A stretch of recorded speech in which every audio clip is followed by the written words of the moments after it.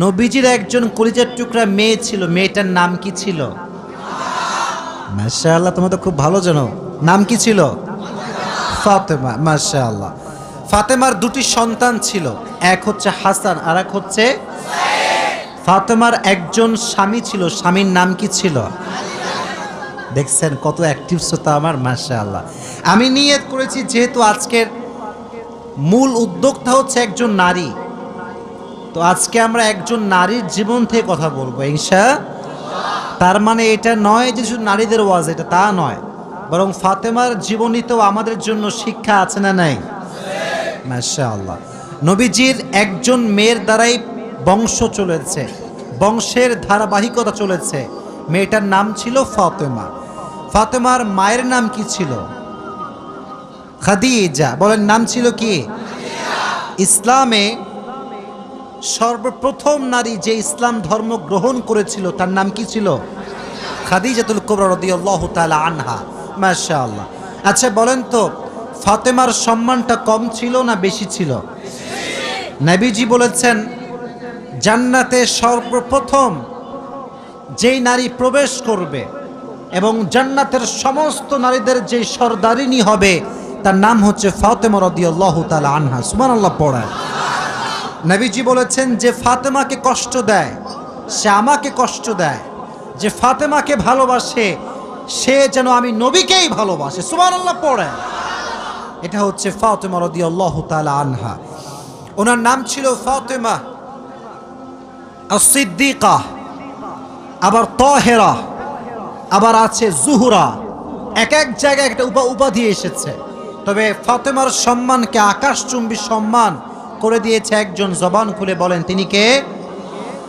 এবার আসেন, ফাতেমা রাদিয়াল্লাহু তাআলা আনহা যখন বিয়ে করেছিলেন তার বিয়ের হাদিস, এই যুবকেরা, এই তো কথা এইটা ছিল না, কথা তো এইটা ছিল না, তোমরা চুপচাপ থাকবা একটু গ্যাপে, কেউ কাউকে ধাক্কা দিও না, এখানে জায়গা খুবই কম কারণ সামিয়ানা খুবই কম জায়গায় আছে।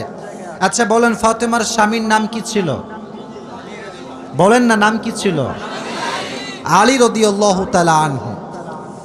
যখন ফাতেমার বিবাহের বয়স ঘনিয়ে আসলো, সর্বপ্রথম ফাতেমাকে, এই যুবকের হাদিসটা মনোযোগ দিয়ে শোনো, খালি ডান বাম করে মোবাইল নড়াবো না, কথা শোনো। ফাতেমার বিবাহের জন্য সর্বপ্রথম যিনি বিবাহের প্রস্তাব নিয়ে এসেছিলেন তার নাম হচ্ছে আবু বকর। তার নাম কি? আমাকে জবাব দিবেন, তার নাম ছিল কি? ইয়া রাসূলুল্লাহ, আমি আপনার মেয়েকে বিয়ে করতে চাই, আপনার পারমিশন আছে কিনা? নবীজি যখন প্রস্তাব পেয়েছেন একদম সাইলেন্ট, চুপচাপ, কোনো জবাব দেন নাই। আবু বকর বের হয়ে গিয়েছে। সেকেন্ড টাইম যিনি এসেছেন তার নাম হচ্ছে ওমরে ফারুক রাদিয়াল্লাহু তাআলা আনহু। নাম শুনেছেন সবাই? ইয়া রাসূলুল্লাহ, আমি আপনার মেয়েকে বিয়ে করতে চাই, আপনার পারমিশন হবে? নবীজি চুপচাপ, কোনো জবাব দেন নাই। তো দুইজন সাহাবী বুঝে গিয়েছে নবীজি তো চুপচাপ, প্রপোজালটা কি অ্যাকসেপ্ট হয়েছে না রিজেক্ট হয়ে গিয়েছে? রিজেক্ট হয়ে গিয়েছে, বের হয়ে আসছে। বাহিরে আরো আছে দুইজন সাহাবী। বলো কয়জন সাহাবী? খেয়াল করে দেখবেন যুবক ভাইয়েরা, বন্ধু বান্ধব এক জায়গায় বসলেই বদমাইশ শুরু হয়ে যায়, ঠিক কিনা বলো যুবক ভাইয়েরা? কিছু কিছু যুবক খুবই ভদ্র, মেয়ে দেখতে চায় না। কিছু কিছু লুচ্চা বন্ধু আছে, বলে এই দেখ, ওই যে দেখ দেখ দেখ দেখ। নিজে ভালো থাকতে চাইলেও বন্ধুরা ভালো থাকতে দেয় না, ঠিক না? তো সাহাবা একরাম দুষ্টামি করতেন, বন্ধুত্বের মাঝে দুষ্টামি না হলে বন্ধুত্ব জমে না। তো ওনারা বন্ধুত্বর মাঝে দুষ্টামি করতেন, কিন্তু হারাম কোনো কথা বলতেন না, যা বলতেন সুন্নাহ অনুযায়ী বলতেন। সুবহানাল্লাহ। তো খেয়াল করেন, এদিকে আমার চোখে চোখ। তো যখন দুইজন সাহাবী রিজেক্ট হয়ে গিয়েছে বিয়ের ক্ষেত্রে, তারা বের হয়ে আসছে যে আমাদের বিয়ে হবে না, আমরা রিজেক্ট। বাহিরে আছে আরো দুইজন সাহাবী, এক হচ্ছে আব্দুর রহমান বিন আউফ আর এক হচ্ছে আলী রাদিয়াল্লাহু তাআলা আনহু। তো আব্দুর রহমান বিন আউফ বলছে, আলী, আবু বকর রিজেক্ট হয়ে গিয়েছে, ওমর রিজেক্ট হয়ে গিয়েছে, আমার বিশ্বাস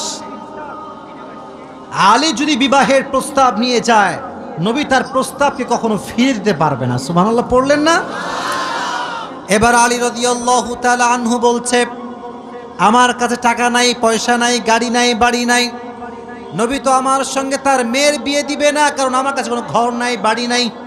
আব্দুর রহমান বিন আওফ বলছে, আগে যাও তো, এটা ট্রাই দিয়ে আসো, চান্স নিয়ে আসো, দেখো কি হয়। তো আলী রাদিয়াল্লাহু তাআলা আনহু এসেছেন। এই ছাতাওয়ালা ভাইরা, হোয়াট ইজ দিস? আওয়াজ কেন? আওয়াজ হবে না প্লিজ। তাকবীর দেন, লিল্লাহি তাকবীর। আল কোরআনের আলো। আমি ট্রাই করছি ন্যাচারালি কিছু বলার জন্য, কারণ দেখেন আপনারা যদি ডিস্টার্ব করেন এটা ওয়াজ থেকে যাবে ইউটিউবে। যদি আপনাদের সাউন্ডটা শ্রোতাকে কষ্ট দেয়, তারা বলবে নওগাঁর মানুষ অভদ্র মানুষ, একে সহ্য করা যাবে? আমরা চুপচাপ থাকবো, জাস্ট আমি যখন প্রশ্ন করব তখন জবাব দিবেন, ঠিক আছে ইনশাআল্লাহ? তো আলী রাদিয়াল্লাহু তাআলা আনহু আসছে বিবাহের প্রস্তাব নিয়ে। তো জামাই হওয়ার প্রস্তাব যদি কোনো বাবার কাছে মেয়ে যায় বা ছেলেরা যায়, একটা লজ্জা ভেতরে আছে না নাই? তো আলীর ভিতরে লজ্জা কাজ করছে, আরে আমি কেমনে বলবো নবীর মেয়েকে বিয়ে করতে চাই। তো যখন আসছে লজ্জায় কাছে আসে না, একবার ডানে একবার বামে, এদিক এদিক করতেছে।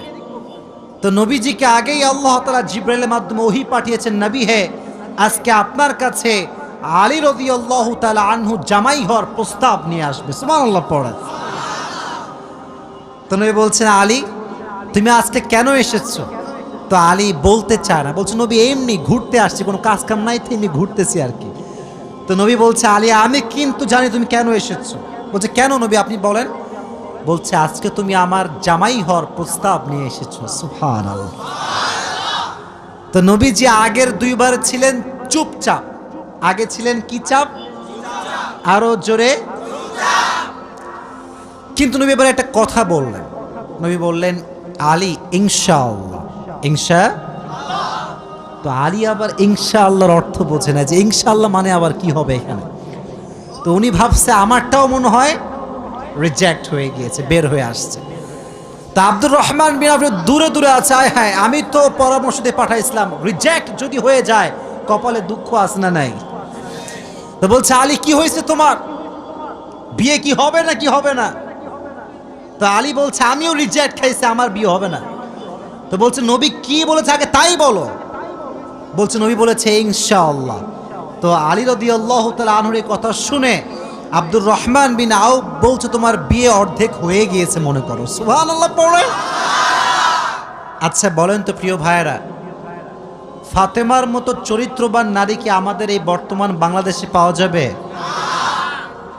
আসতে বললেন কেন? পাওয়া যাবে? আলীর মতো এরকম জামাই, মুত্তাকি জামাই আল্লাহর জমিনে কাউকে পাওয়া যাবে?